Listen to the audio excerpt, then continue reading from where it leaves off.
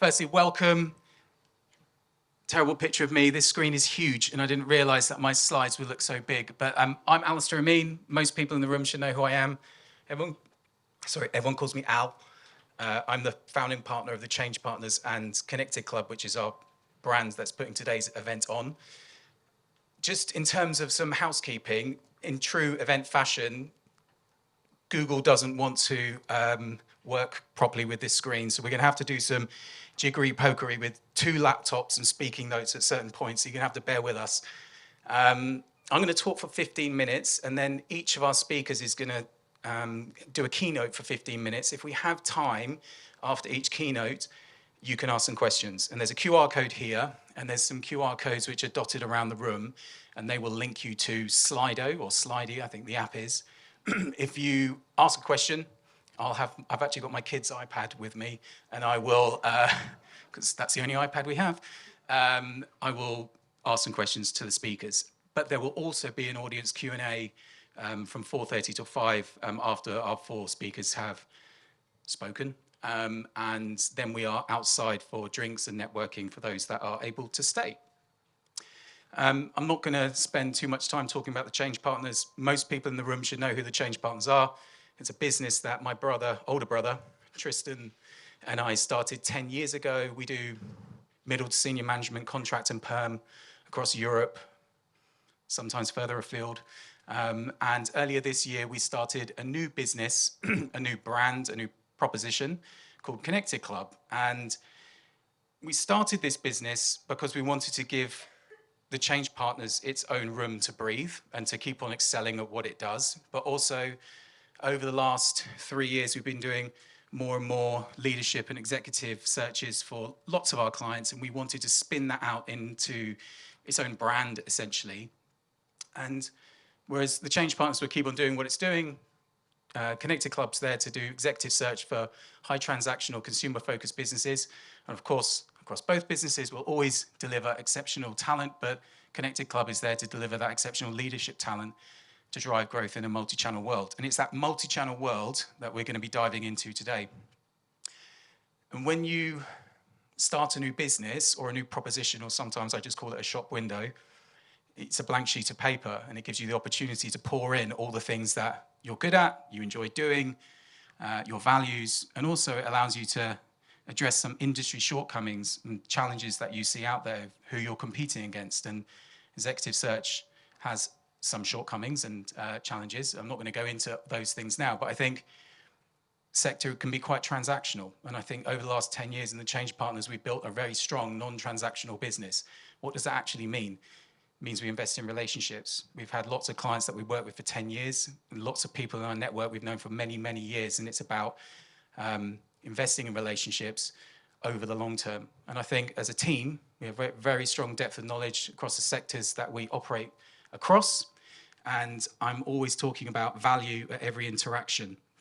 It's got to be a two-way street. And that's what today's about, really. Value creation, creating a platform, bringing people together, and adding value back into our network. And I'm a big believer in values. Treat people how you expect to be treated. Do the things that you say you're going to do. The energy you put out is the energy you get back. And if we do all of these things right, we put out good energy, hopefully we'll get some good energy back, and I might make some money along the way. But why did we call it Connected Club? Well, we are a people-centric organization. You know, we deal with people, we speak to people day in, day out, clients, candidates, all over the world. And, you know, we need to build a human-centric business. And what better human-centric organization is there than a club? And what's great about a club is about bringing people together. And that's why we called it Connected Club. But why actually connected? Well, I'm a big believer that good people know good people. That's why this room is full. So you've either been told to come to this event today, or I've invited you, or someone in my team has invited you. And some people will say it's not what you know, but it's who you know. And in some environments, some sectors, and some markets, I would agree with that statement. But my job is to excel at both. Strong depth of knowledge and know all the best people in the market. And I think over the last 5 years, mainly because of COVID, we've lost the art of face-to-face business, like meeting people in the real world. To get 100 people in this room, I have to invite 350 people because people hide behind email and working from home and those kind of things, and it's tough. And I think that we need to be in the real world, meeting together. They asked me if I wanted to live stream this across the internet, and I was like, absolutely not, because no one will come. They'll just dial in from home. And we're a social species, and that's why it's good to have everyone here and to create something. And so Connected Club will be putting on a series of events designed to foster thought leadership and connection among senior leaders. And the goal is simple, really. Highlight fast emerging topics, bring people together with excellent speakers and a senior audience to generate the kind of insights and strategic clarity you need to navigate the market, but also add value back into your careers and your roles and drive commercial growth within your businesses. And I've talked about COVID. The last 5 years have been pretty tough. Last 2 years, incredibly tough. Whilst it's not 100% to do with real wars and trade wars have had a massive impact on the consumer doing business, pressure on supply chains, cost of energy, cost of food, new government here in the UK, increased cost of doing business with national insurance, new government in the US, tariffs, trade wars. It's pretty bleak. And this is a consumer price index from the Office of National Statistics. If you look at September 2020 to September 2025, consumer prices have increased by 25.9%, which is huge. And in fact, the data shows in the current quarter that prices are continuing to accelerate. You even just have to look at the news today, and it's a pretty sorry story. And all of these things, real wars, trade wars, increased prices, everything gets passed down to the consumer. And with the very little, if any, share of wallet that consumers have left, how do businesses plan for this? How do you navigate it? I think most businesses or leaders that I speak to, they can't see beyond the end of the next month, let alone the end of the next quarter or year, because the change is so constant. And so what's happened?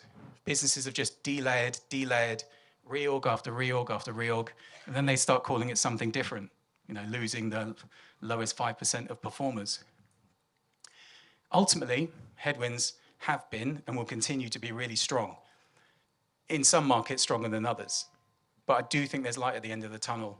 I think as we move through 2026, things will improve slowly but surely. And sometimes people will say to me, Al, when things return to normal, ABC, XYZ, I'm like, well, what does normal mean? In a post-Brexit, post-COVID world, what does normal actually look like? I don't think we know. I think business, my brother would say, business moves on cycles of 10 years. And actually, I don't think that's true anymore. It could be 3 to 5 years now. Those cycles are so much shorter and so much tighter that as a business, you have to work out how to deliver commercial growth and headroom within those shorter cycles. And I also think that we're at an inflection point. We're lucky in our organization. We get to speak to CEOs, CMOs, HR VPs, owners of VC companies, partners at private equity businesses. I want to know where they're investing and why, where the money is, etc., and where the growth is. And we have a good global and European viewpoint. And I think there's two parts to this. There's a consumer lens and there's a business lens. And I think the retail landscape has been shifting in many ways over the last 10 years, if not longer, from bricks and mortar retail to maturing e-commerce market and the hypergrowth of social commerce, which we're going to hear about today, but also things like nonlinear discovery and consumer behavior of consumers, the rise of social-first brands, built for social and digital-first audiences that occupy social and digital-first ecosystems. And then finally, like AI, how that is going to potentially turn consumer behavior upon its head, which we're going to also hear a lot about today. And if we look at businesses, well, most businesses have had to go through some kind of necessary business transformation. They've either had to sell off huge parts of their businesses or business units or product lines to competitors. And I think that there's been a lot of consolidation, moving from decentralized models to more centralized positions. And I think gone are the days of staying in an organization 20 years, 25 years, 35 years. I think those days are over now. And I think we live in a world of constant change. Those brands that can navigate this constant change, adapt the fastest, and learn to thrive are the ones that will ultimately win. And we talk a lot about the connected consumer journey. That's the space in the market that we occupy. Now, some brands will decide to focus on just one part of it, the social part, digital part, be a pure player. Other businesses will look to dominate the whole of the connected consumer journey and try and be everywhere the consumer is. Essentially, the connected consumer journey is highly complex, interconnected online and offline ecosystems that the consumer lives within. They're looking at your brand while they're on the bus, while they're sitting on the sofa, watching TV, in store, and checking your products on their phones and devices. And the connected consumer journey is a good segue into the subject that we're going to talk about today, which is the hyper-connected consumer. And when we were researching the subject matter for today's event, we went out to our network and we asked them, if we're going to put on an event, what do you want to hear about? And Gen Z was the thing that kept on coming up. And here are some quotes from those conversations. We think Gen Z is less brand loyal. How do we build emotional equity with younger audiences? How do we overcome internal analysis paralysis to drive enablement with a younger audience? Who's actually spent time with Gen Z, and how stark is the difference in their beliefs compared to other generations? And it got me thinking about the world that I grew up in, which I would say was a much simpler, more linear world.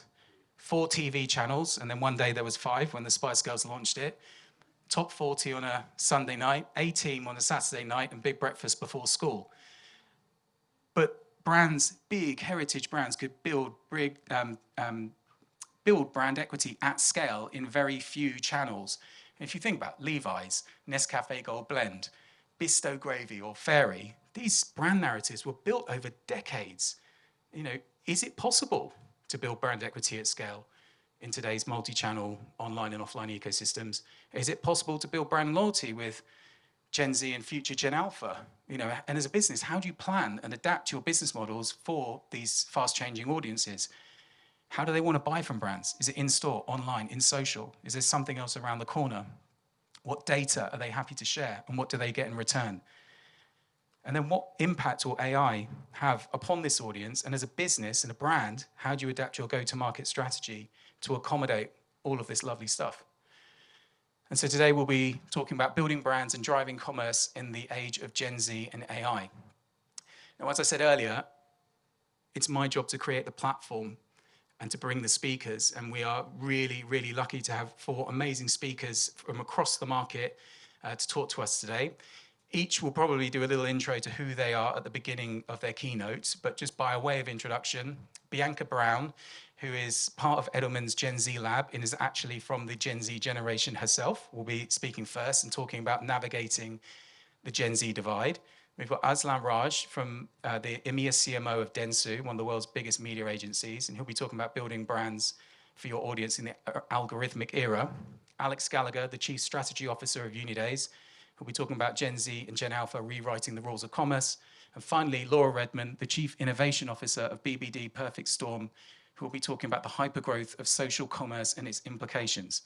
So again, thanks for being here with us today. Do ask questions, and then whether it be through Slido or for the Q&A at the end. And I hope we have a great afternoon. Thank you.